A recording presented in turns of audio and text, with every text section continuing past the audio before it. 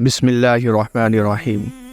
چالاک عورت۔ ایک چالاک عورت ایک دکاندار کے پاس آئی اور کہنے لگی، بھائی صاحب، میں اپنی بیٹی کی شادی کرنے والی ہوں اور ہماری برادری میں رواج ہے کہ لڑکی کے جہیز میں ایک عدد الو بھی دیا جاتا ہے۔ تم دکاندار ہو، خیال رکھنا، کوئی الو بیچنے آئے تو چاہے کتنا مہنگا کیوں نہ ہو، خرید لینا۔ مجھے الو کی شدید ضرورت ہے، میں تم سے 100 روپیہ تک بھی خرید لوں گی۔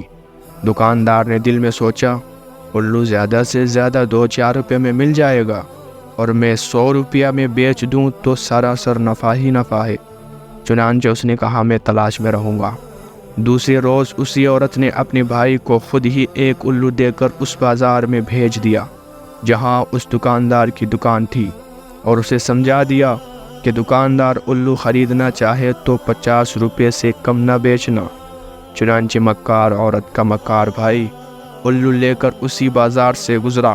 دکاندار نے اسے دیکھا تو اسے آواز دے کر بلایا اور کہا، الو بیچتے ہو؟ اس نے کہا، ہاں۔ دکاندار نے قیمت پوچھی تو اس نے 80 روپے بتائی۔ دکاندار نے کہا، ہوش کرو، الو کی 80 روپے قیمت، زیادہ سے زیادہ 2-4 کا ہوگا۔ اس نے کہا، نہیں صاحب، میں تو اسے 80 پر ہی دوں گا، اور اگر آپ نے لینا ہی ہے تو 10 کم کر دوں گا۔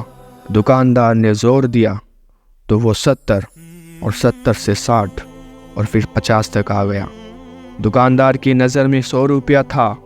اس نے سوچا کہ چلو 50 پہ ہی لے لوں، 50 پھر بھی بچ جائے گے۔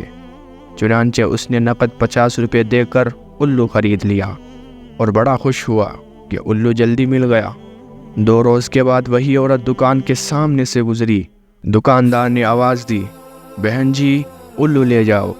عورت نے غصے میں آ کر کہا، بدماش، یہ کیا کہا تو نے ایک شریف عورت کو؟